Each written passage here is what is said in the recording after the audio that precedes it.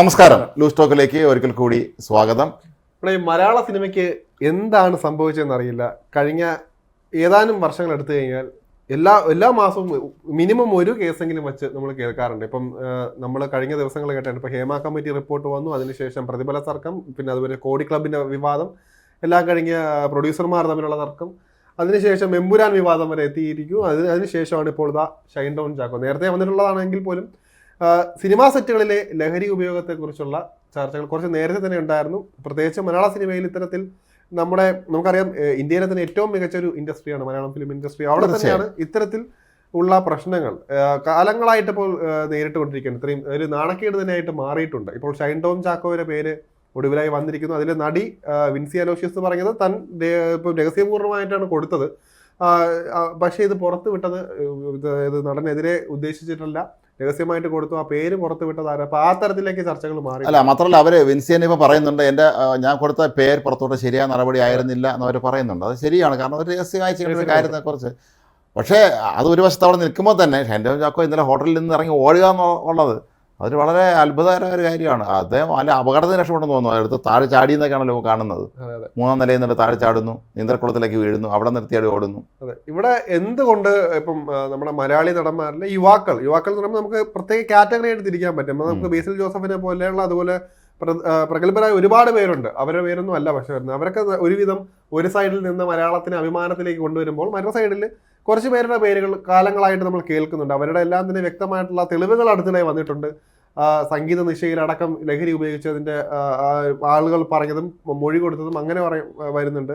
മാത്രമല്ല ഷൈൻ ടോം ചാക്കോയുടെ പേര് നേരത്തെ തന്നെ ഈ ഒരു രംഗത്ത് കേസിൽ ഷൈൻ ടോം ചാക്കോയെ കോടതി വെറുതെ വിട്ടിരുന്നു. പക്ഷേ കോടതി പറഞ്ഞത് ഇതിൽ പോലീസ് ശരിയായ രീതിയിൽ നടപടി എടുത്തില്ല, അതുകൊണ്ടാണ് വെറുതെ വിട്ടതെന്നാണ്. അതിന്റെ ഏറ്റവും വലിയ ഉദാഹരണമാണ് കഴിഞ്ഞ ദിവസം ഇപ്പം ഡാൻസ് ഓഫ് വന്നപ്പോൾ പോലും ഇതെങ്ങനെ ഷൈൻ ടോം ചാക്കോ അറിഞ്ഞു. കൃത്യമായിട്ട് ആ ഹോട്ടൽ മുറിയിൽ നിന്ന് ഇപ്പോൾ കൈവശം ഉണ്ടെങ്കിൽ മാത്രമേ അല്ലേ പേടിക്കേണ്ടതുള്ളൂ. ഡാൻസ് ഓഫ് വന്ന് പരിശോധിച്ച് കഴിഞ്ഞാൽ എന്തായാലും ആദ്യം അവർ ചെയ്യുന്ന നടപടി എന്ന് പറയുമ്പോൾ രക്തം പരിശോധിക്കുമ്പോൾ അതിനകത്ത് ലഹരിയുടെ അളവുണ്ടെങ്കിൽ ഷൈൻ ടോം കുറ്റക്കാരനാണെന്ന് തെളിയും. അപ്പോൾ സ്വാഭാവികമായിട്ടും മനസ്സിലാക്കേണ്ടത് രഹസ്യപൂർണ്ണമായിട്ട് ഇവർക്ക് അന്വേഷണം നടത്താമെങ്കിൽ നമുക്ക് ഇതിനെ തന്നെ അത്രയും നമുക്ക് ഇതിനകത്ത് സുതാര്യത ഇല്ല എന്ന് തന്നെ പറയാം. ഇവിടെ ഈ പ്രമുഖരാണ്, ഇപ്പം സ്വാധീനവും പണവും എല്ലാം ഉള്ളവർക്കാണെങ്കിൽ സ്വാഭാവികമായിട്ട് ഇത് നേരത്തെ തിരിച്ചറിയാൻ പറ്റും. അല്ലെങ്കിൽ ആലോചിച്ച് നോക്കുക, രഹസ്യമായിട്ടാണ് ഷൈൻ ടോം ചാക്കോ മുറിയെടുത്തതെന്ന് പറയുന്നുണ്ട്. അവിടെ കൃത്യമായിട്ട് അവിടെ തന്നെ പോലീസ് വരുന്നുണ്ട് എന്ന് നേരത്തെ അറിഞ്ഞത് കൊണ്ടാണല്ലോ ഇവിടെ ചാടി രക്ഷപ്പെട്ടത്. അവിടെ ഒരു സാധ്യത ഇവിടെ ഞാൻ കാണുന്നുണ്ട്. ഇപ്പോൾ റിസപ്ഷനിസ്റ്റ് അവർ ചോദിക്കുന്നു ഷൈൻ ടോം ചാക്കോ ഉണ്ടോ, റൂം നമ്പർ എത്ര എന്ന് പറയുന്നത്. ഈ റൂമിലേക്ക് പോകുന്നു. ശരിക്കും പറഞ്ഞാൽ ബുദ്ധിപൂർവ്വം ചെയ്യേണ്ടത് ഒരാളിനെ അവിടെ നിർത്തിക്കണമായിരുന്നു. റിസപ്ഷനിൽ നിന്ന് ആരും ആ റൂമിലേക്ക് വിളിക്കാതെ ഈ ഒരു കൂട്ടത്തിൽ ഒരാൾ നിന്നാൽ മതിയായിരുന്നു, ഫോൺ എടുക്കരുതെന്ന് പറഞ്ഞാൽ മതിയായിരുന്നു. അപ്പോഴേക്കും അവർക്ക് റൂമിലെത്തുകയും ഇയാൾ അങ്ങനെ ആണെങ്കിൽ പോലും പിടിപെടാൻ സാധിക്കുമായിരുന്നു വരും. പക്ഷേ ഇവരങ്ങോട്ട് നടന്നാലും ലിഫ്റ്റിൽ കയറുന്ന ഇടയ്ക്ക് ഒറ്റ സെക്കൻഡ് ഫോൺ റിസപ്ഷനിൽ വിളിച്ച് പറഞ്ഞാൽ പോരെ ഇത് അങ്ങോട്ട് പരിശോധിക്കാൻ വരുന്നുണ്ട് ഓടിക്കൊള്ളാൻ. എന്തോ സംഭവിച്ചു. മാത്രമല്ല ഷൈൻ ടോമിന് പരിചയമുണ്ടോയെന്ന് അറിയില്ല. അവിടെ ആ ഭാഗം എങ്ങനെ കൃത്യമായിട്ട് ഇതുവഴി പോയാൽ എത്താൻ പറ്റും, പുറത്തേക്ക് എക്സിറ്റ് ഉണ്ടാവും. കാരണം ഇത് ചില്ലറ കാര്യമല്ല. 3-ാമത്തെ നിലയിൽ നിന്ന് ചാടി 2-ാമത്തെ നിലയിലെ സ്വിമ്മിംഗ് പൂളിൽ ചാടി അവിടെ നിന്ന് സ്റ്റെയർ കേസ് വഴി താഴെ ഇറങ്ങിയാണ് കൃത്യമായി ഏതൊക്കെ വഴി. ഇതൊന്നും അവിടുത്തെ പോലീസിലെ ഒരു പ്രഗത്ഭ വിഭാഗം തന്നെയാണ് ഡാൻസ് ഓഫ് ഇതിനകത്ത് വരുന്നത്. അവർക്കൊന്നും ഇതിനകത്തൊരു പ്രതിയെ പിടിക്കാൻ പറ്റിയില്ല എങ്കിൽ അവിടെ കുറെ നമുക്ക് ആശങ്കകൾ വരുന്നുണ്ട്. എന്തുകൊണ്ട് ഇപ്പം നമുക്ക് ഇവിടെ ഷൈൻ ടോമിനെ പിടിച്ചെങ്കിൽ അതിനൊരു ഉത്തരം കിട്ടിയാണ്. ഷൈൻ ടോം ഇപ്പോഴും നമുക്ക് ഒരു ഉത്തരവില്ലാതെ നിൽക്കുകയാണ്. ഇപ്പം അദ്ദേഹത്തിന്റെ സംസാര ശൈലിയിൽ നിന്ന് പലരും പ്രഡിക്റ്റ് ചെയ്യുന്നുണ്ട്. അദ്ദേഹം ഇപ്പം ലഹരി വസ്തുക്കൾ ഉപയോഗിക്കുന്നുണ്ട്.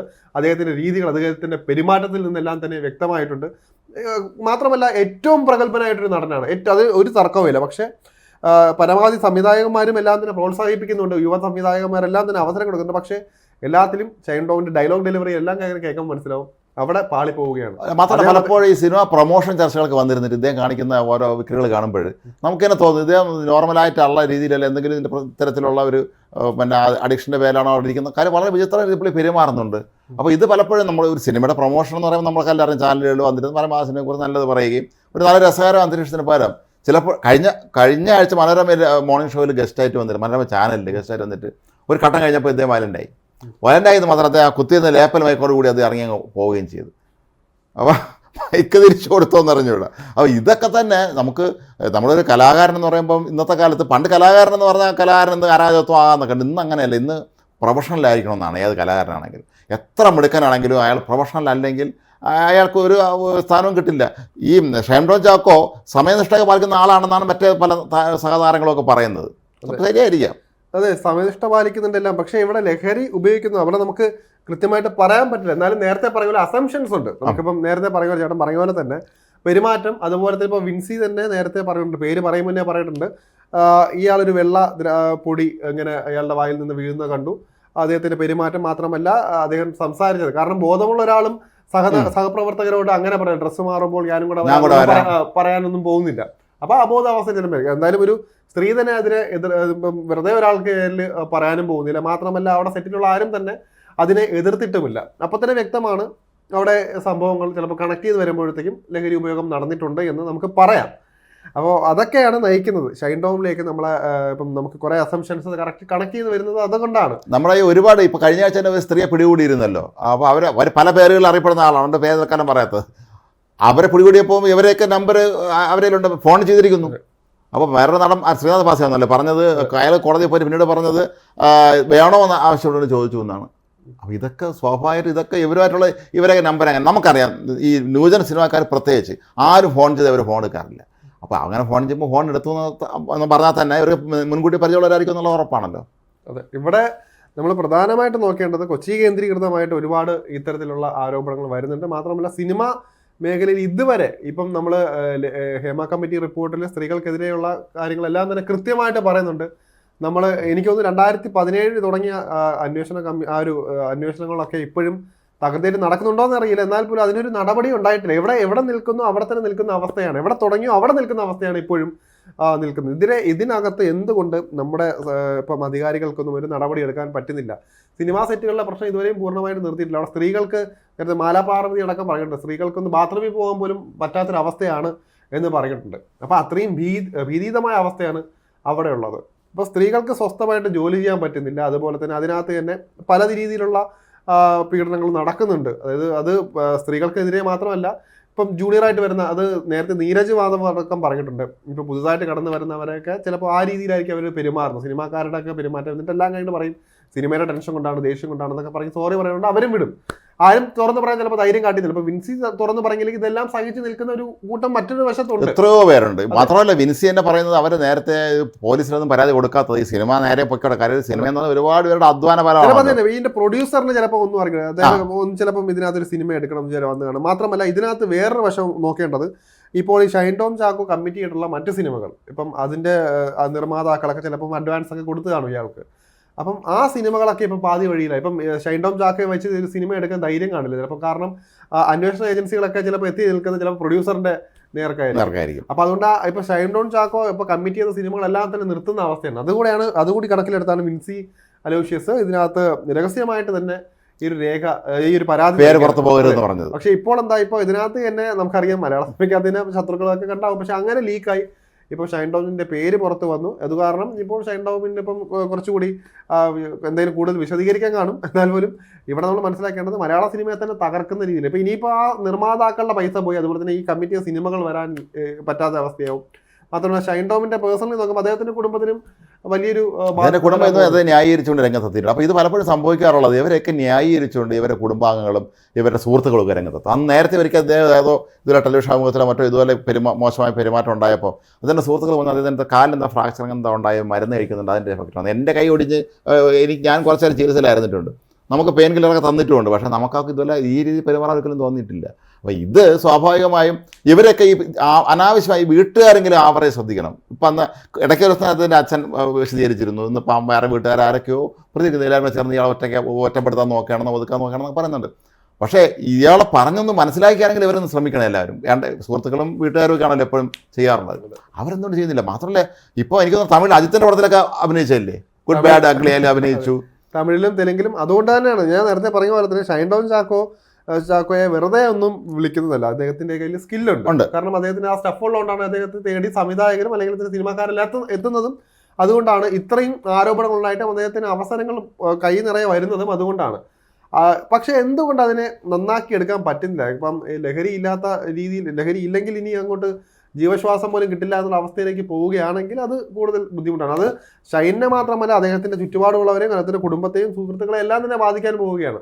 മാത്രമല്ല ഇതെല്ലാം കൂടെ വന്ന് ഭവിക്കുന്നത് മലയാള സിനിമയുടെ നഷ്ടത്തിലേക്ക് തന്നെയാണ് നടക്കുന്നത്. അതാണ് എൻ്റെ കാര്യം. നമ്മളെ മലയാളം ഇപ്പോൾ ഒരു ഷെൻഡ്രോ ചാക്കോൻ്റെ വ്യക്തി മാത്രമല്ല, ഒരുപാട് നമ്മുടെ സിനിമ ടെക്നീഷ്യന്മാരും സംവിധായകന്മാരും എല്ലാവരും ഇത് ഉപയോഗിക്കുന്നവരാണെന്ന് പറയുമ്പോഴേ ഇത് ഒരു പരിധിവരെ മാത്രമേ ഇവർക്ക് ഇതുകൊണ്ട് ഒരു ഗുണമുണ്ട്, അല്ലെങ്കിൽ ഇതൊന്ന് പിടിച്ചിരിക്കാൻ പറ്റുള്ളൂ. അത് കഴിയുമ്പോൾ ഇവർക്ക് നേരെ തിരിച്ച് സംഭവിക്കും. ചിലർക്ക് ഭാവന വരണമെങ്കിൽ മയക്കുമരുന്ന് കഴിക്കണമായിരിക്കും, പക്ഷേ എത്രത്തോളം കാലം ഈ മയക്കുമരുന്ന് വെച്ച് ഭാവന വരുത്താൻ പറ്റും? അതൊന്നും നടപ്പുള്ള കേസല്ല. പണ്ട് മലയാള സിനിമയിൽ ഉണ്ടായിരുന്ന വലിയൊരു ശാപം എന്ന് പറഞ്ഞാൽ മദ്യപാനമായിരുന്നു. എത്രയോ മലയാള സിനിമയിലെ പ്രതിപാദനന്മാരായ നടന്മാരും അല്ലെ പിന്നെ സംവിധായകരും തിരക്കഥാർത്ഥികളൊക്കെ എത്രയോ പേര് മദ്യപിച്ച് മരിച്ചിട്ടുണ്ട്. നമ്മളാരും പേരിവിടെ പറയുന്നില്ലെന്നേ ഉള്ളൂ. പക്ഷേ പിന്നീട് അത് കഴിഞ്ഞപ്പോഴാണ് ഇതിൻ്റെ വരവ്. ഒരു മദ്യപാനി കണ്ടാൽ നമുക്ക് തിരിച്ചറിയാൻ പറ്റും, അയാൾ വെള്ളമടിച്ച ഒരു അവസ്ഥയിൽ. പക്ഷേ ഈ മയക്കുമരുന്ന് അടിച്ചിരിക്കണം പെട്ടെന്ന് തിരിച്ചറിയാൻ കഴിയില്ല. ഇപ്പം മദ്യമൊന്നും ചിത്രത്തിലേ ഇല്ല എന്നുള്ള അവസ്ഥയാണ്. കാരണം മദ്യം ഒന്ന് നോക്കുമ്പോൾ കോമൺ ആയി കഴിയും. കാരണം അതെങ്കിൽ അത് ഭേദം സഹിക്കാം, മദ്യപിച്ച ഒരാൾ വരുന്ന പറയാം സാധാരണ എന്ന് പറയാം. പക്ഷെ അതുപോലെയല്ല ഇപ്പൊ ഇവിടെ സുലഭമാണ്. സിനിമാ സെറ്റുകളിൽ പോയാൽ അത് ഉപയോഗിക്കാത്ത ഒരാൾ. തിരുവനന്തപുരത്ത് ഇടയ്ക്ക് ഒരു സെറ്റിൽ പിടിച്ചിരുന്നല്ലോ സിനിമാക്കാരെ. അതെ. അപ്പൊ ഇത് സജീവമായിട്ടത് കൊടുക്കാൻ ഇതിനകത്ത് തന്നെ ഈ സിനിമാ മേഖലയിനകത്ത് തന്നെ പല ബിസിനസ്സും അല്ലാതെയും വരുന്നുണ്ട്. ഇപ്പൊ നമുക്ക് നേരത്തെ പറഞ്ഞ പോലെ കൊട്ടേഷൻ ഒരു സമയത്തുണ്ടായിരുന്നു. അതിനകത്ത് അടിതടി നമുക്ക് മനസ്സിലാവും. ഇപ്പൊ പൾസർ സുനിയൊക്കെ അങ്ങനെ സിനിമാ മേഖലയിൽ സജീവമായ ആളാണ്. അപ്പൊ അവിടെയാണ് ഇപ്പൊ കഴിഞ്ഞ ദിവസം ശ്രീനാഥ് ബാസി വിഷയം വന്നപ്പോഴും അവിടെ സിനിമാ മേഖലയായിട്ട് ബന്ധപ്പെട്ടാണ് ഈ സ്ത്രീക്ക് ആദ്യം കണക്ഷൻ ഉള്ളത്. അപ്പം ഈ രീതിയിൽ കുറെ, മാത്രമല്ല അതിനകത്ത് തന്നെ നമ്മൾ കേട്ടാൽ അറയ്ക്കുന്ന പല കാര്യങ്ങളും ഉണ്ട്. ഇപ്പം ഈ ഒരു നടിയുടെ കുറെ നടിമാരുടെ വെളിപ്പെടുത്തലുകൾ ഉണ്ടായിട്ടുണ്ട്. അതിനൊക്കെ എന്ത് നടപടി ഇവിടെ സ്വീകരിച്ചു? ഇവിടെ ഒരുപാട് പ്രശ്നങ്ങളുണ്ട് ഈ മലയാള സിനിമയെ സംബന്ധിച്ചിടത്തോളം. ഇതിനുള്ള ഒരു പരിഹാരവും കണ്ടെത്താൻ ഇതുവരെ ആയിട്ടില്ല. മാത്രമല്ല ഇപ്പോൾ സിനിമയുടെ പോക്ക് എന്ന് പറയുമ്പോൾ കുറെ കൂടെ ഇതിൽ ഏറ്റവും കൂടുതൽ അനുഭവം എനിക്ക് അറിയാവുന്ന കുറച്ച് പേര് പറഞ്ഞതെന്ന് വെച്ച് കഴിഞ്ഞാൽ സിനിമ എടുത്ത് തീരുന്ന പോലെ ഒരു വെല്ലുവിളി. കാരണം പ്രത്യേകിച്ച് പ്രൊഡ്യൂസർമാരൊക്കെ നടന്മാരുടെ കാലിൽ വീഴേണ്ട അവസ്ഥയാണ്. കാരണം അഡ്വാൻസ് കൊടുത്ത് പറയുന്ന ഫുൾ പേയ്മെൻറ്റും കൊടുത്ത് ചിലപ്പോൾ സാറ്റലൈറ്റ് റൈറ്റോ അതിൽ മറ്റേ എല്ലാ റൈറ്റുകളും കൊടുത്തിട്ട് എന്നിട്ട് പോലും ഇവർ വരവനായിട്ട് കാത്തിരിക്കണം. ഇവർ വന്നാൽ ഇപ്പം പറയുന്ന സമയത്തായിരിക്കില്ല വരണം. ചിലപ്പം മറ്റ് ആർട്ടിസ്റ്റുകളൊക്കെ ഉണ്ടായിട്ടും ചിലപ്പോൾ ഇതിലെ പ്രധാന നടൻ വന്നില്ലെങ്കിൽ ആ സീൻ എടുക്കാതെ ആ ദിവസത്തെ അവരുടെ ചിലവെല്ലാം നഷ്ടമാവും. കാലാവസ്ഥ നമുക്ക് വേണ്ടി നിൽക്കണമെന്നില്ല. ഇപ്പോൾ ചിലപ്പോൾ ഒരു ദിവസത്തെ ലൈറ്റ് മാറുന്നെങ്കിൽ തന്നെ ആ സിനിമ ചിലപ്പോൾ ആ ഷോട്ട് ചിലപ്പോൾ അന്നത്തെ ദിവസം എടുക്കാൻ പറ്റിയെന്ന് വരില്ല. ഇതൊക്കെ നിത്യമായിട്ടുള്ള സംഭവം. 30 ദിവസം പറയുന്ന സിനിമ തീർക്കുന്നത് 60 ദിവസം 70 ദിവസമൊക്കെ ആയിരിക്കും പറയുക ഷെഡ്യൂൾ ചെയ്ത സിനിമ തീരുന്നത്. അപ്പോൾ ഇതൊക്കെ കൊണ്ട് തന്നെ സാമ്പത്തികമായിട്ട് വലിയ നഷ്ടമായിരിക്കും പ്രൊഡ്യൂസർക്ക് ഉണ്ട്. അയാൾക്ക് ചിലപ്പോൾ ഒന്നും ചെയ്യാൻ പറ്റില്ല. കാരണം എന്തെങ്കിലും കംപ്ലൈന്റ് കൊടുത്തു കഴിഞ്ഞാൽ ആ സിനിമ മുടങ്ങിപ്പോകും. പോയ പൈസ എല്ലാം ഇതിനു വേണ്ടി ഇതുവരെ മുടക്കിയ പൈസ പ്രൊഡ്യൂസർക്കാണല്ലോ. നഷ്ടം ഇയാൾക്കാണല്ലോ. ആത്യന്തികമായ നഷ്ടം എക്കാലത്തും പ്രൊഡ്യൂസർക്കാണ്. ഞാൻ ഒരിക്കലും ഇതുവരെ കുറേ വർഷങ്ങൾക്ക് മുമ്പ് ഒരു മലയാളത്തിൽ ഒരു കാലത്ത് വലിയ നിർമ്മാതാവായിരുന്നു, ഒരുപാട് വലിയൊരു സിനിമ എടുത്തിട്ടുള്ള ഒരാളിനെ എൻ്റെ കുടുംബങ്ങളുമായിട്ട് സംസാരിക്കാതായപ്പം അപ്പോൾ അദ്ദേഹം മരിച്ചു വരുന്ന മക്കളെ പിന്നെ ഈ മേഖല ആദ്യം പോയില്ല. അപ്പോൾ ഞങ്ങൾ എന്താണ് പിന്നെ സിനിമയിലോട്ട് തിരിയാത്തതെന്ന് ചോദിച്ചപ്പോൾ അദ്ദേഹം പറഞ്ഞ അതിൻ്റെ മക്കൾ പറഞ്ഞ മറുപടിയാണ്, ഞങ്ങളുടെ അച്ഛൻ്റെയൊക്കെ ഒരു വളരെ ശക്തരായിരുന്ന കാലത്ത് അവർ തീരുമാനിക്കും എന്ത് ചെയ്യണമെന്നുള്ളത്. അവർ സംവിധായകരുടെ തീരുമാനിക്കുന്ന കാര്യങ്ങൾ നടപ്പാക്കുന്നു. നേരെ തിരിച്ച് ഈ നടനും സംഘവും വന്നിരുന്നുകൊണ്ട് ഇന്ന ക്യാമറമാൻ ഇന്ന ആൾ വേണം, ഏറ്റവും കൂടെ അഭിനയിക്കണം ആരൊക്കെ, ഈ ചുറ്റും നിൽക്കുന്ന മറ്റേ ഈ വലിയ നായകന് ചുറ്റും നിൽക്കുന്ന കുറച്ച് കോമാളികൾ ആവശ്യമുണ്ടല്ലോ. അപ്പോൾ അവരാരായിരിക്കണം, ഇതെല്ലാം തീരുമാനിക്കുന്ന ഇവരാണ്. അപ്പോൾ അങ്ങനെ ഘട്ടത്തിൽ ഞങ്ങളങ്ങ് നിർത്തി. ഞങ്ങൾക്ക് വേറെ ബിസിനസ്സൊക്കെ ഉണ്ട്, ഞങ്ങൾ അതുകൊണ്ട് സ്വസ്ഥമായിട്ട് ജീവിക്കുന്നതാണ്. നമ്മൾ മനസ്സിലാക്കേണ്ട കാര്യം മലയാള സിനിമയിൽ ഇപ്പോൾ സ്ഥിരം സിനിമാ നിർമ്മാണ കമ്പനികൾ ഇല്ല എന്നുള്ളതാണ്. പണ്ടൊരു കാലത്ത് ഉദയ, മെർലാൻഡ് ഒരുപാട് സിനിമാ കമ്പനികളുണ്ടായിരുന്നു. ഇന്ന് അങ്ങനെ ഒരു പ്രസ്ഥാനമില്ല. ഒന്ന് സിനിമ എടുക്കുന്നു, പോകുന്നു, കിട്ടി പോയെന്നുള്ളതാണ്. മുടക്കുന്ന കാശ് ഇവരെന്താ ടൂറിസ്റ്റ് പ്രൊഡ്യൂസേഴ്സ് എന്ന കണക്കാണ് സിനിമക്കാർ പഴയ ആളൊക്കെ വിളിക്കണമെന്ന് പറഞ്ഞു കേട്ടിട്ടുണ്ട്. അവർ വരുന്ന സിനിമ എടുക്കുന്നു, പോകുന്നു. അതെ, അത് സ്വാഭാവികമായിട്ട് ഒരു നിർമ്മാതാവായിട്ട് ഇറങ്ങുമ്പോഴേ അതിൻ്റെ ബുദ്ധിമുട്ട് അറിയാവുള്ളൂ. കാരണം നമ്മളിവിടെ കണക്ക് നോക്കുമ്പോൾ തന്നെ മനസ്സിലാവും. ഒരു സിനിമ ടിക്കറ്റിന് ഒരു 100 രൂപ ഈടാക്കണമെങ്കിൽ, ഒരു സിനിമ ടിക്കറ്റിൽ 100 രൂപ ഈടാക്കുന്നെങ്കിൽ അതിൽ 30% മാത്രമായിരിക്കും ചിലപ്പം പ്രൊഡ്യൂസറിന് കിട്ടുന്നത്. ബാക്കി കുറെ കൈമാറിയൊക്കെ വരുമ്പോൾ ടാക്സ് അതായത് 100 രൂപ ടിക്കറ്റ് ടാക്സ് മാത്രമായിട്ട് മാറുന്നുണ്ട്. പിന്നെ തിയേറ്ററിന്റെ ഷെയർ, മറ്റേ കോ പ്രൊഡ്യൂസർ അങ്ങനെ വരുമ്പോഴത്തേക്കും എല്ലാം കഴിഞ്ഞിട്ട് നിൽക്കുമ്പോഴത്തേക്കും ലാഭമൊന്നും കാണില്ല. അപ്പൊ സ്വാഭാവികമായിട്ടും ചിന്തിക്കുന്നത് അപ്പം സിനിമ അതാണ് കഴിഞ്ഞ ദിവസം കഴിഞ്ഞ മാസങ്ങളിൽ മറ്റേ ഈ കീർത്തി സുരേഷിന്റെ അച്ഛനായ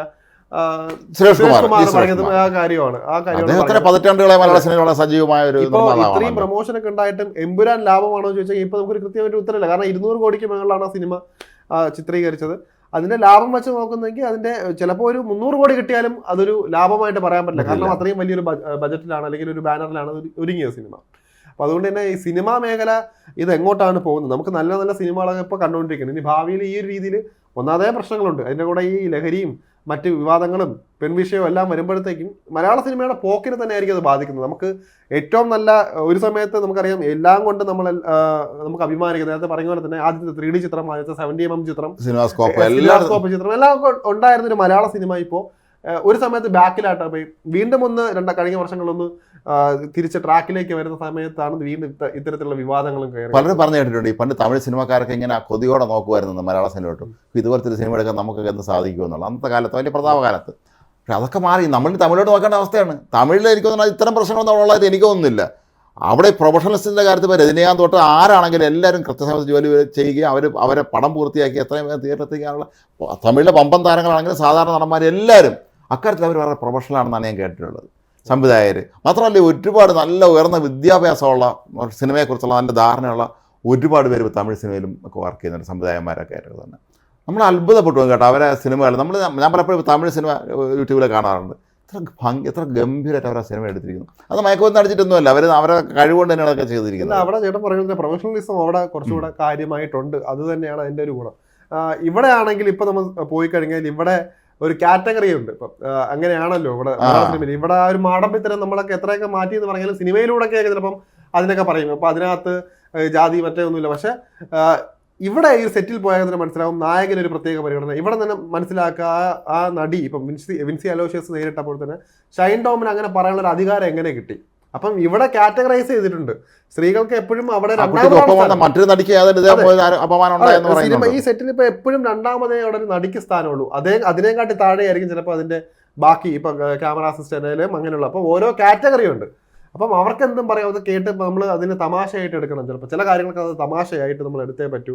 അതിനകത്ത് കുറെ പേര് വാദിക്കുന്നുണ്ട് ഇതൊക്കെ തമാശയല്ലേ, അത് അങ്ങനെ കേട്ടുകൂടെ എന്ന് വിചാരിക്കും. പക്ഷെ നമുക്ക് ഒരു മനുഷ്യനെ വേദനിപ്പിക്കുന്നതാണ്. ഇപ്പൊ ഒരാളിപ്പം നമ്മുടെ അടുത്ത ആരുടെങ്കിലും പോയിട്ട് ഡ്രസ്സ് മാറുമ്പോൾ ഞാനും കൂടെ വരട്ടെ എന്ന് പറയുന്നത് തമാശയായിട്ട് അതിനെ കണക്കാക്കാൻ പറ്റുമെങ്കിൽ ബോധമില്ലാത്ത ഇവരുടെ വീട്ടിലെ അമ്മയെ സഹോദരിയോ ഭാര്യയോ മോളോ ആണെങ്കിൽ ഡ്രസ് മാറുമ്പോൾ അന്യപുരുഷൻ ഞാൻ കൂടെ അങ്ങോട്ട് വരാൻ സഹായിക്കാൻ വരാമെന്ന് പറഞ്ഞവർ അംഗീകരിക്കും. അപ്പോൾ ഇതൊന്നും ഒരിക്കലും ശരിയായ നടപടിയല്ല. ഇതൊക്കെ വളരെ മോശമാണ്. നമ്മുടെ ഈ ഒരു മിനിമം മനുഷ്യരെ കണക്കാക്കണം കൂടെ ജോലി ചെയ്യുന്നവർ. മാത്രമല്ല ഈ സിനിമയുടെ സെറ്റിൽ മറ്റേ കമ്മിറ്റി ഉണ്ടായിരുന്നു എന്ന് പറഞ്ഞ് പീഡനം നടക്കുന്നോന്ന് അറിയാനുള്ള ICC കമ്മിറ്റി ഉണ്ടല്ലോ. അതിൽ ഉണ്ടായിരുന്ന ഒരാൾ എനിക്ക് തോന്നുന്നു ഒരു അവർ അഭിഭാഷകരായിരിക്കാം. അവർ ചോദിച്ചു ഞാൻ പരാതി കൊടുക്കേണ്ടതുണ്ടെന്ന് ചോദിച്ചപ്പോൾ മിനിസി ഈ സിനിമയുടെ ഭാവിയെ കരുതിയാണ് അവരത് പ്രശ്നം ഉണ്ടാക്കാൻ പരാതി കൊടുക്കാൻ പോകാത്തതെന്നാണ് പറഞ്ഞത്. അപ്പോൾ ഇത് നമ്മൾ മനസ്സിലാക്കേണ്ടത് ഈ ഇത്തരത്തിലുള്ള ഒരു വളരെ വിചിത്രമായ ഒരു ആചാരങ്ങൾ മലയാള സിനിമയിൽ കടന്നുകൂടി. ഇതെങ്ങുമില്ല. നമ്മുടെ സമൂഹത്തിൽ വന്നതുപോലെ നമ്മുടെ സമൂഹത്തിൽ ഇപ്പോൾ ഒരുപാട് ഇന്നാൾ ആരോ പറഞ്ഞല്ലോ ഇപ്പോൾ കല്യാണം പണ്ട് നമ്മുടെ കല്യാണം നടന്നു കഴിഞ്ഞു. ഇന്നിപ്പം മെഹന്തി ഹാൽദി മെഹന്തി ഇതൊക്കെ നമ്മൾ കേട്ടിട്ടില്ലാത്ത സാധനങ്ങൾ. ഇത് വേറെ ഏതോ നാട്ടിലുണ്ടായിരുന്ന ആധാരങ്ങൾ കൊണ്ടുവന്നത് പോലെ മലയാള സിനിമയിൽ സംഭവിക്കുന്നുണ്ട്. പക്ഷേ ഹിന്ദി സിനിമ അതല്ലെങ്കിൽ തമിഴിലോ ഒന്നും തെലുങ്കിലൊന്നും സംഭവിക്കുന്നില്ല. അവർക്ക് ഭംഗിയായി സിനിമ എടുക്കുന്നു, കൃത്യമായിട്ട് പോകുന്നു, കാശുണ്ടാക്കുന്നു, ഭംഗിയായ കാര്യങ്ങൾ മുന്നോട്ട് പോകുന്നു. ഇപ്പം നമ്മൾ ശ്രദ്ധിച്ച് നോക്ക് ശരത്തെ, നാഷണൽ അവാർഡ് പ്രഖ്യാപിക്കും മലയാള സിനിമയ്ക്ക് എത്ര അവാർഡ് ഉണ്ടാവും? ഇപ്പോൾ കുറഞ്ഞു. പണ്ട് മലയാള സിനിമയാണ് തൂത്തുവാരുന്നതെല്ലാം. അത് പനോരമ സെലക്ഷൻ ആയാലും എല്ലാ കാര്യത്തിലാണെങ്കിലും. മാത്രമല്ലെന്നേ ഈ ഇത്തരത്തിലുള്ള കക്ഷികൾ സിനിമ എടുത്തിട്ട് എങ്ങും എത്താതെ നിന്നോ എത്ര സിനിമയുണ്ട്. ഈ ന്യൂജൻ സിനിമക്കാർ പലരും വന്ന് സിനിമ എടുക്കാൻ ഇറങ്ങിയിട്ട് ഇതുവരെ എവിടെയെങ്കിലും മരുന്നടിച്ച് കിടന്നിട്ട് സമയത്തിന് ഷൂട്ടൊന്നും നടക്കാതെ ആ നിർമ്മിച്ച പ്രൊഡ്യൂസറിൻ്റെ ആലോചിച്ച് നോക്ക്. ഇന്ന് 20-30 കോടി മുടക്കിയാണ് സിനിമ സാധാരണ സിനിമ എടുക്കുന്നതാണ് നമ്മൾ പറഞ്ഞു കേട്ടിട്ടുള്ളത്. അതിന് ഇത്തിരി കുറഞ്ഞ് 10 കോടി ആണെങ്കിൽ പോലും ഒരു മനുഷ്യന് 10 കോടി രൂപ കൊണ്ട് ഒരു അയാൾക്ക് ബ്ലാക്ക് മണി ഇല്ലെങ്കിൽ അയാൾ ആവറേജ് പ്രൊഡ്യൂസർ ആണെങ്കിൽ അയാൾ പെട്ടു ശരിക്കും പറഞ്ഞാൽ. അതെ. മാത്രമല്ല ഇപ്പോൾ സിനിമ എന്ന് പറയുമ്പോഴത്തേക്കും സിനിമ മാത്രമല്ല, സിനിമ ചിത്രീകരിക്കണം, ഒപ്പം തന്നെ മാർക്കറ്റിംഗ് വേണം. ഇതുപോലെ തന്നെ മീഡിയാസിനെ കാണണം, അവരെയൊക്കെ സന്തുഷ്ടീകരിക്കണം. എന്നാൽ മാത്രമേ ഒരു സിനിമ നല്ല രീതിയിൽ പോകുള്ളൂ. മാത്രമല്ല സിനിമ ഇറങ്ങിയതിന് ശേഷം പ്രൊമോഷൻ എന്ന് പറഞ്ഞിട്ട് അതിൻ്റെ പുറകെ ഓട്ടമുണ്ട്. ഒരു സിനിമ എന്ന് പറയുമ്പോഴത്തേക്കും നമ്മളൊരു ബിസിനസ്സും കൂടി കാണണം. അതുകൊണ്ട് തന്നെ രക്ഷയുള്ളൂ. അവിടെയാണ് നമ്മൾ നോക്കേണ്ടത്. ഇവിടെ ഇപ്പം വിൻസിയുടെ കാര്യം പറയുകയാണെങ്കിൽ അവർ ചെയ്തൊരു പക്വമായൊരു നടപടിയാണ്. ഇത്രയും വലിയ ഇത് അവരുടെ മനസ്സിലുണ്ട്. ഇപ്പം ആ നടി അങ്ങനെ ചിന്തിച്ചത് കൊണ്ടാണ് പക്വമായിട്ടുള്ളൊരു നടപടിയാണ്. ഇപ്പൊ പലരും ചോദിക്കുന്നുണ്ട് ഇതെന്തുകൊണ്ട് അന്ന് പറഞ്ഞില്ല, അതിന് കൃത്യമായ ഉത്തരം അവര് പറയുന്നുണ്ട്. അത് മനസ്സിലാക്കുക എന്നുള്ളതാണ്. അതായത് അന്ന് അത് ചെയ്തിരുന്നെങ്കിൽ ആ സിനിമ ഒരു പക്ഷെ മനുഷ്യ അനുഭവിക്കുന്ന വേദന അവർ കണ്ടു കാണും. അതെ, അത് നിൽക്കും. അത് മാത്രമല്ല അങ്ങനെ ചെയ്തുകൊണ്ട് ഇപ്പൊ ഇങ്ങനെ വന്നുകൊണ്ട് കാര്യം ഇതിപ്പം ഈ ഒരു സംഭവം ഇപ്പോഴെങ്കിലും അറിഞ്ഞത് കൊണ്ട് ഭാവിയിൽ അത് ചിലപ്പോൾ ആ ഒരു പ്രശ്നം വരാതിരിക്കാൻ ഇടയാവും. ഇപ്പൊ ഷൈൻ ടോമിനെ വെച്ചെടുക്കുമ്പോൾ തന്നെ അത് കുറച്ചുകൂടെ ശ്രദ്ധിക്കേണ്ടതാണ്. ഇപ്പം നമുക്കറിയാം അയാളെ ചിലപ്പോൾ സിനിമയെ അഭിനയിപ്പിക്കണോ വേണ്ടേ എന്നുള്ളത് ഇപ്പം സംഘടനയൊക്കെ തീരുമാനിക്കാം. സിനിമാ സംഘടനയൊക്കെ ഉണ്ട്. അവരെ എനിക്ക് തോന്നുന്നു അവർ ചിലപ്പം അവരുടെ ഭാഗമാവുന്ന ആളാവാത്തോണ്ടായിരിക്കും നടപടി എടുക്കാൻ ഇപ്പൊ പ്രേരിപ്പിച്ചത്. അപ്പൊ അവരുടെ ആളുകളാണെങ്കിൽ നമുക്ക് അറിയാം എത്രത്തോളം അത് പരമാവധി സംരക്ഷിക്കുമെന്നൊക്കെ അറിയാം. അതെ, അല്ല മാത്രമല്ല ഈ താരങ്ങൾ പലർക്കും യാതൊരു വ്യവസ്ഥയില്ലെന്നാണ് പറയുന്നത്. സമയത്തിനും കാലത്തിനും വരാതിരിക്കുക, തോന്നുമ്പം കയറി വരിക, കുറച്ചവനെങ്കിൽ എനിക്കിനി മൂടില്ല ഞാൻ പോവേണമെന്ന് പറഞ്ഞപ്പോൾ ഇതൊക്കെ വളരെ സ്ട്രേഞ്ചാണ്. ഇത് കാശ് മുടക്കുന്നതാണ് ഇതിൻ്റെ ബുദ്ധിമുട്ട് അറിയാൻ പറ്റില്ല. ഈയിടയ്ക്ക് പിന്നെ സത്യനന്ദിക്കാരൻ്റെ ഒരു ഇൻ്റർവ്യൂ യൂട്യൂബിൽ വന്ന് ഞാൻ യാത്രയിൽ കണ്ടു. അദ്ദേഹം ഒരു പഴയ അദ്ദേഹത്തിൻ്റെ അനുഭവം പറയുന്നുണ്ട്. പ്രേം നസീർ അത് അസോസിയേറ്റ് ആയിരുന്നു പി ചന്ദ്രകുമാറിൻ്റെ സിനിമയിൽ അഭിനയിക്കുകയാണ്. രാത്രി വളരെ വൈകി ഷൂട്ട് പോയി, രാത്രി 2 മണി വരെ എന്തൊക്കെയായി ഷൂട്ട് നീണ്ടു. നസീർ സഹകരിക്കുന്നില്ല, അദ്ദേഹം സഹകരിച്ച് പോയിട്ട് പിറ്റേന്ന് രാവിലെ വീണ്ടും 7 മണിക്കാണ് ഷൂട്ട്. അപ്പോൾ പ്രേം നസീർ പോകുന്നതിന് മുമ്പ് ചോദിച്ചെന്ന്, ചന്ദ്ര രാവിലെ 7 മണിക്ക് നടക്കുമോ, നിങ്ങളൊക്കെ വരുമോ എന്ന് ചോദിച്ചു. ഒരു കുഴപ്പമില്ല സാർ, നമ്മൾ വരും, ഓക്കെ എന്നൊക്കെ പറഞ്ഞ് ഇവരെല്ലാവരും പോയി. സത്യനന്ദിക്കാരൻ ചന്ദ്രകുമാർ താമസിക്കുന്ന ഒരു റൂമിലായിരുന്നു ചെന്നൈയിൽ. അപ്പോൾ അവർ പെട്ടെന്ന് ഉണർന്നു നോക്കിയപ്പോഴേ അപ്പം തന്നെ മണി 7 കഴിഞ്ഞു. ഇവർ പിന്നെ എടുത്തിയാടി ധൃതി പിടിച്ച് ഓടിപ്പടഞ്ഞ് സ്റ്റുഡിയോയിലേക്ക് എത്തണ്ടേ. സ്റ്റുഡിയോയിൽ എത്തുമ്പോഴത്തേക്കും പ്രേം നസീർ റെഡി ആയിരിക്കുകയാണ്. അപ്പോൾ ഇവർ പേടിച്ചെന്ന് മേക്കപ്പ് മാൻ്റെ അടുത്ത് ചോദിച്ചു, അതേ എപ്പോൾ എന്ന് ചോദിച്ചു. അതേ 6:45 മേക്കപ്പോടുകൂടി വീട്ടിൽ നിന്ന് വന്നു. അപ്പോൾ സത്യനന്ദിക്കാരൻ്റെ പറയും, ഇന്നത്തെ വല്ല താരങ്ങളും ആയിരുന്നെങ്കിലുള്ള ഒരു അവസ്ഥ ഒന്ന് ആലോചിച്ച് നോക്കുമെന്ന് പറഞ്ഞു. കാരണം അതാണ് അവരൊക്കെ നിൽക്കുന്നത്, അവരൊക്കെ ജീവിതം ഇതിനു വേണ്ടി മാറ്റി വെച്ചവരാണ് സിനിമയ്ക്ക് വേണ്ടി. മനസ്സിലായി. ഒരു സിനിമ പൊളിഞ്ഞാൽ പ്രേം നസീർ ആ പ്രൊഡ്യൂസറിനെ അപ്പം തന്നെ വിളിച്ചിട്ട് അടുത്ത ഡേറ്റ് കൊടുത്ത് ആ പടം എങ്ങനെയെങ്കിലും ഓടിച്ച് അയാളെ കരകയറ്റാൻ ശ്രമിക്കുമായിരുന്നാണ് കേട്ടില്ല. ഇന്നാലും തിരിച്ചാണ് ഇവൻ കൊണ്ടുപോയി ഇവൻ്റെ പൈസയിൽ മുടിയാണ്, എൻ്റെ പ്രതിഫലയും കിട്ടുമല്ലോ. പിന്നെ 100 വ്യവസ്ഥകളുണ്ടായിരിക്കുമല്ലോ, ഇതിൻ്റെ സാറ്റലൈറ്റ് റൈറ്റ് എനിക്ക് വേണം, മറ്റേ OTT എനിക്ക് വേണം, ഇതൊക്കെ എല്ലാം പറഞ്ഞ് പൈസയും വാങ്ങിച്ചിട്ട് അവസാനം ഇങ്ങനെയൊക്കെ പെരുമാറുക എന്ന് പറഞ്ഞാൽ ഇത് നമുക്ക് അംഗീകരിക്കാൻ പറ്റാത്ത കാര്യമാണ്. ഇതൊരു വ്യവസായമാണ്. സത്യമായി സർക്കാരിൻ്റെ ഇടപെടൽ ഇവിടെ ഉണ്ടാകണം. സർക്കാർ ഇത് മാറിയെന്നുണ്ട്, ഇതൊക്കെ സിനിമാക്കാരുടെ കാര്യമാണ്, ഞങ്ങൾ ഇടപെടില്ല നമ്മൾ. ഇത്രയും പൈസ ടാക്സ് ആയിട്ട് ഒരുപക്ഷെ കേരളത്തിൽ ലോട്ടറിയും മദ്യവും കഴിഞ്ഞാൽ ഏറ്റവും അധികം പൈസ കിട്ടുന്നത് സിനിമ മേഖലയിൽ നിന്നായിരിക്കും സർക്കാർ പൈസയാണത്. അപ്പോൾ അവരത് ഇടപെടണം. സെറ്റുകളിൽ നിർബന്ധമായി ഇത്തരം കാര്യങ്ങൾ നിരീക്ഷിക്കാനുള്ള സംവിധാനം ഉണ്ടാക്കണം. അല്ല, എന്തുകൊണ്ടാണ്? കാരണം നമ്മൾ നോക്കിയതാണ് കഴിഞ്ഞ എത്ര ദിവസങ്ങൾ ഇപ്പം ഉണ്ടായിട്ട്, ഇപ്പം നമുക്ക് മുമ്പിൽ ഒരുപാട് അനുഭവങ്ങൾ ഉണ്ടായിട്ടുള്ളതാണ്. എന്നിട്ടും എന്തുകൊണ്ട് ഇവിടെ നടപടി നടക്കില്ല? ഇപ്പൊ സിനിമാ സെറ്റിൽ കയറാൻ എന്താ പോലീസിന് പേടിയാണ്? ഇവിടെ വേറെ എല്ലാവരും വീടുകളിലും നാടുകളിലും കയറാനല്ലോ. പോലീസിന് എന്തുകൊണ്ട് പറ്റുന്നില്ല? ഇന്നലത്തെ ഇപ്പം നേരത്തെ പറഞ്ഞാൽ ഇവിടെ ഈ ലഹരി കേസോ അതിന് ബന്ധപ്പെട്ട് അല്ലെങ്കിൽ ഈ സിനിമാ മേഖലയിൽ എത്ര പേര് ഇതിനകത്ത് ഇപ്പം കൂട്ടിക്കയറി ഇതിനകത്ത്. ഇപ്പം പെൺവിഷയം സ്ത്രീകൾക്കെതിരെയുള്ള അതിക്രമങ്ങൾ നടത്തിയ നടന്മാരുൾപ്പെടെ ഇപ്പൊ അഭിനയിച്ചുകൊണ്ടിരിക്കുന്നു. അവരുടെ ആരോപണം അതിന്റെ കേസ് ഇപ്പൊ എവിടെയായി? അത് ഇപ്പൊ അയാൾക്ക് ശിക്ഷ കിട്ടുമോ? അയാളിപ്പോ തെറ്റുകാരനാണോ? അതൊന്നും കൃത്യമായിട്ട് കോടി രൂപ മുടക്കി ഹേമ കമ്മിറ്റി പിന്നെ രൂപീകരിച്ചിട്ട് വെറുതെ ഇതെല്ലാം മനുഷ്യന്റെ കണ്ണിൽ പൊടിയിടാനുള്ള പരിപാടിയാണ്. ഏതായാലും ഇത് ഒരു നല്ല പ്രവണതയല്ല മലയാള സിനിമയിൽ ഇപ്പോൾ കണ്ടുവരുന്നത്. അതിൻ്റെ ഒരു വല്ലാത്ത ഒരു ഉദാഹരണം തന്നെയാണ് നമ്മൾ ഇപ്പോൾ കഴിഞ്ഞ ദിവസം ഈ പറഞ്ഞ പോലെ കൊച്ചിയിൽ കണ്ടത്. നമ്മുടെ നടികടന്മാരും സാങ്കേതിക വിദഗ്ധരൊക്കെ തന്നെ ഏറ്റവും പ്രഗത്ഭരാണ്. അവർ ഈ ദുശീലം ഉപേക്ഷിക്കണമെന്നോ അതല്ലെങ്കിൽ അവരെല്ലാം സദാചാരം ജീവിക്കണമെന്ന് നമ്മൾ പറഞ്ഞില്ല. പക്ഷേ മിനിമം സിനിമ സെറ്റിലെങ്കിലും അവർ ഇത്ര അച്ചടക്കം പാലിക്കാൻ ഈ ഒരു വ്യവസായം ഇത് ഈ താരങ്ങൾ മാത്രമല്ല, ഇവിടെ ഏറ്റവും താഴെത്തട്ടിൽ അവിടെ ചായ കൊണ്ട് കൊടുക്കുന്നത് അല്ലെങ്കിൽ ലൈറ്റ് ബോയ്സ് എത്രയോ പേരുണ്ട്. അവരുടെയൊക്കെ ജീവിതം, അവരുടെ കുടുംബങ്ങളുടെ എത്രയോ 1000 കുടുംബങ്ങളുടെ ചോറാണ് ഈ സിനിമ എന്ന് പറയുന്നത്. അത് ഇല്ലാതാക്കാൻ ദയവായി ശ്രമിക്കാതിരിക്കുക. നിങ്ങൾ പുതിയതല്ല, ഞങ്ങൾ ന്യൂജനാണ്, ഞങ്ങൾ ആരാധക ജീവിതം നയിക്കും, ഇങ്ങനെയൊക്കെയാണ് ഞങ്ങളെ ജീവിതം എന്നൊന്നും പറഞ്ഞിട്ട് കാര്യമൊന്നുമില്ല.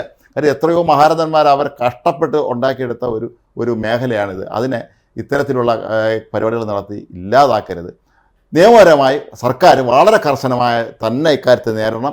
സംശയം തോന്നുന്ന സെറ്റുകളിൽ പിന്നെ യൂണിഫോമിൽ അല്ലെങ്കിൽ മഫ്തിയിലെങ്കിലും പോലീസിനെ വെച്ച് ഇവരൊക്കെ പിടികൂടാനുള്ള എന്തെങ്കിലും ഒരു ശ്രമം അടിയന്തരമായി നടത്തണം. ഇവരെ കാരവാനുകൾ പരിശോധിക്കാനൊക്കെ ഉള്ള സംവിധാനം ഉണ്ടാക്കണം. ഇതിനെല്ലാത്തിനും നമ്മുടെ നാട്ടിൽ നിയമമൊക്കെ ഉണ്ട്, നടപ്പിലാക്കാവുന്നുള്ളതേ ഉള്ളൂ. ഒരു കുറ്റം ചെയ്യാത്തവരുടെ വീട്ടിലും സ്ഥാപനത്തിലും കയറി ഏട് കടത്തുന്ന നമ്മുടെ ഇന്നത്തെ കാലത്ത് ഇതൊക്കെ അവർ കണ്ടുപിടിക്കാന്നുള്ളതേ ഉള്ളൂ.